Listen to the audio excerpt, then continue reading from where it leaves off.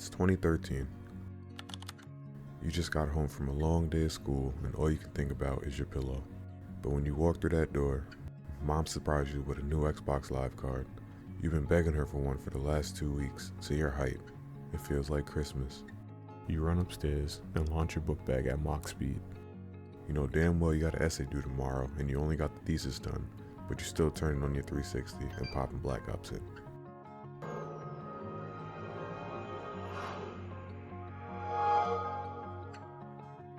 Soon as you get on, you notice your boy's already in the party, so you join in. Guess who's back? Back again. You start singing and dancing like a fool. After your friends have enough of your dumbass shenanigans, you throw your phone behind you. It's time to lock in. Today's the day we're finally beating this Easter egg on zombies. Hopefully, at least. Time flies. By the time you pick your phone back up, you notice it's 12 a.m. and your face and sides is cramping just from laughing. You hear Mom down the hall yell for you to shut your ass up and go to bed, so you try whisper laughing. And that just makes it 10 times funnier. Next thing you know, it's 3 a.m. and one of your friends is snoring on the mic while you and the others are still cracking jokes. Remember those days? If I'm being honest, it was probably some of the purest joy I ever felt in my life. A wonderful time, when your only real worry was having enough money to buy the next door. So, what happened?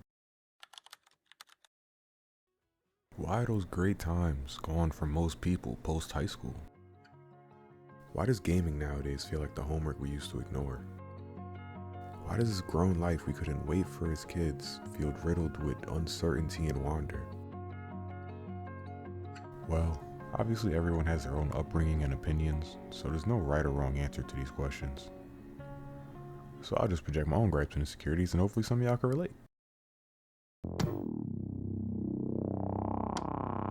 Back in the 2000s and early 2010s, a time period I believe to be peak gaming, stories were original, action was abundant, and live service was pretty much limited to World of Warcraft and television. There was a perfect blend of fun and toxicity within communities. There was no censorship or oversensitivity, just raw emotions, fun, and racism. You can get quickscoped by a pasty 10-year-old calling you a watermelon eating hard R, then message him to see you in gears. Where you pop shot him around every corner, decimating his body and teabagging his decapitated head as a demonic underground alien as he cries. In all seriousness though, these games shaped my childhood, and I'm sure many of y'all's as well.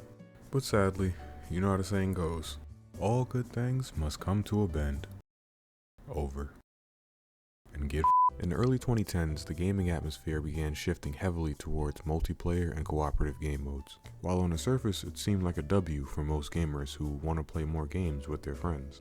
It was definitely a double-edged sword because shit quickly got out of hand as pretty much every publisher wanted a piece of the multiplayer pie. I was saving it in my pocket for us to share. Let's eat. Oops. On the one hand, you had the growing financial success of both new and established multiplayer-driven IPs at the time, but on the other, you had a large influx of half-baked slop with co-op slapped on his back like a fucking kick-me post-it.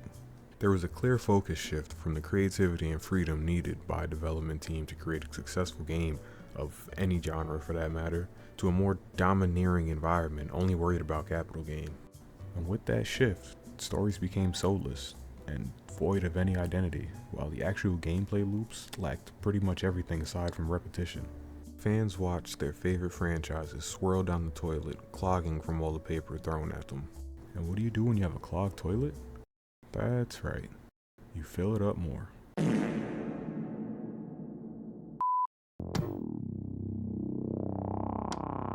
Somewhere in the mid-2010s, I feel like video games got more expensive. Like, base game prices were the same and all, but I feel like every year there was some new super hyper deluxe platinum edition that didn't really give you shit, aside from some mid-meaningless cosmetic, or something that would give you a seemingly unfair advantage at the start of the game. But even then, none of that could have prepared us for what came next. Every gamer's worst nightmare. Well, they're dropping someone off.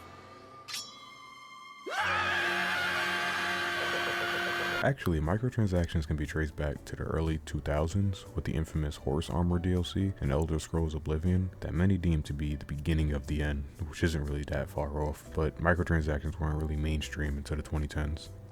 My first experience with this manipulation was probably buying VC back on NBA 2K14, which also was probably the start of its long abusive relationship with its fans.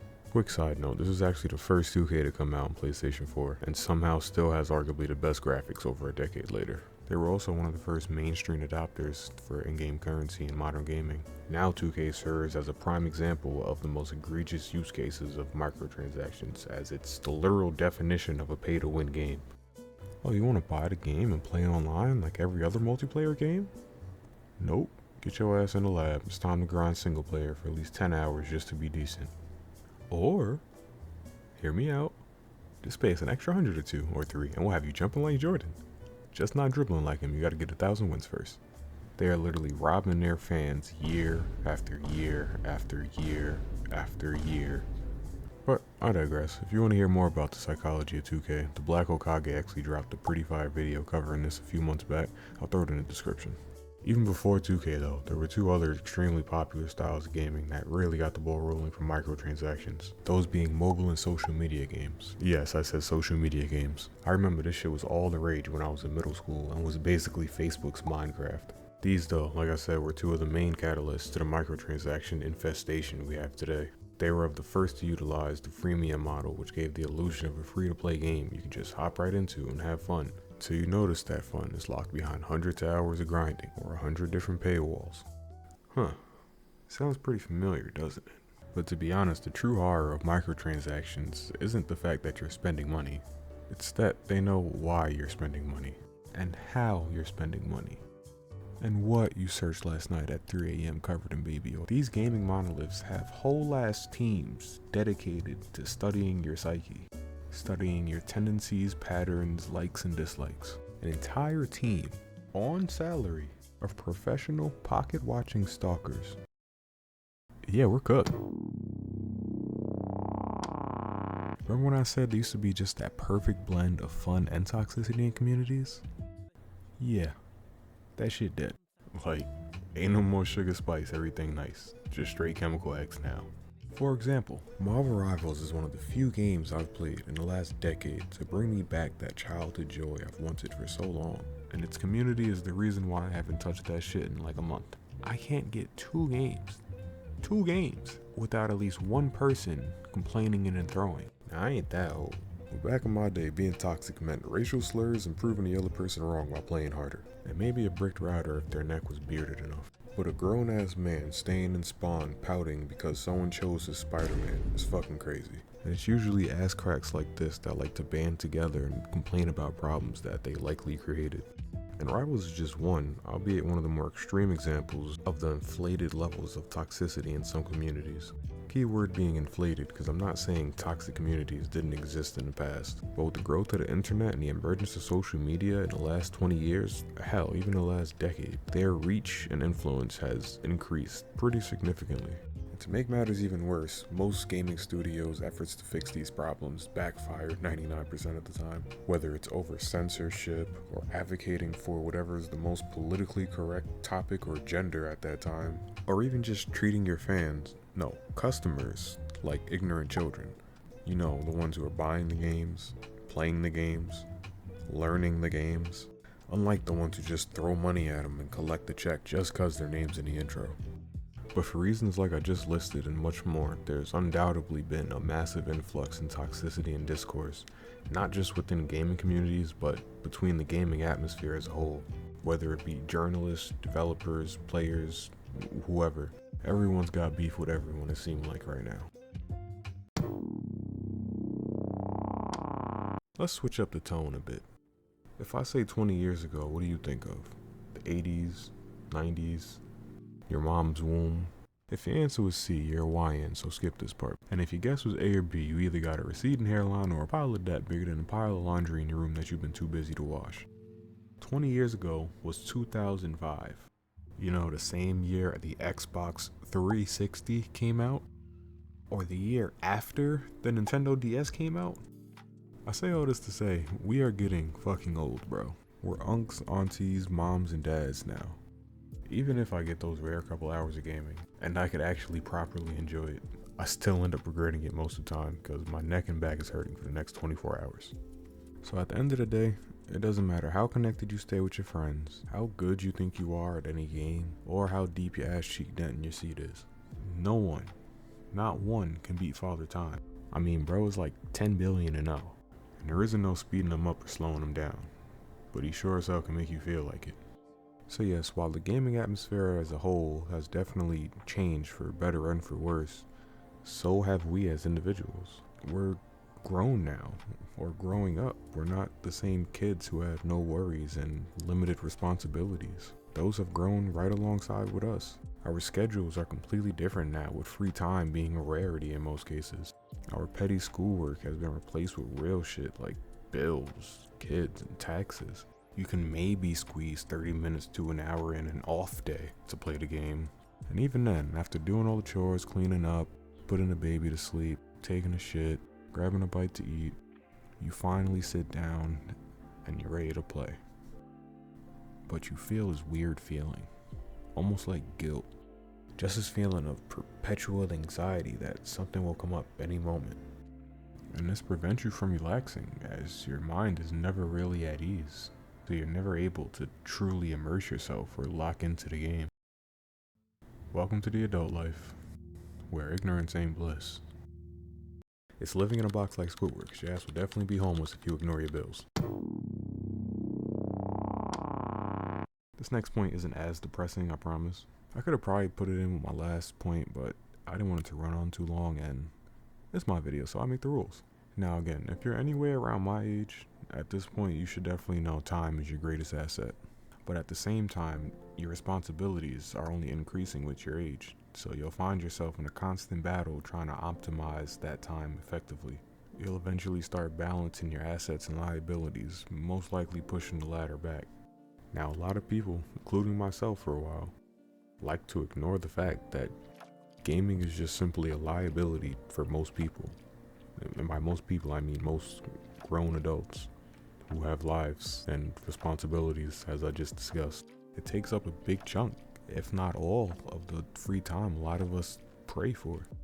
So unless you have a real passion for gaming, or you're just a hopeful idiot like me, who uses whatever little free time he has to make videos or stream or whatever he can to pursue that passion, and you can accept the journey knowing you may never get to your destination, then gaming simply is holding you back from your true passion, something that could possibly make you feel more fulfilled in life. Because isn't that our main goal?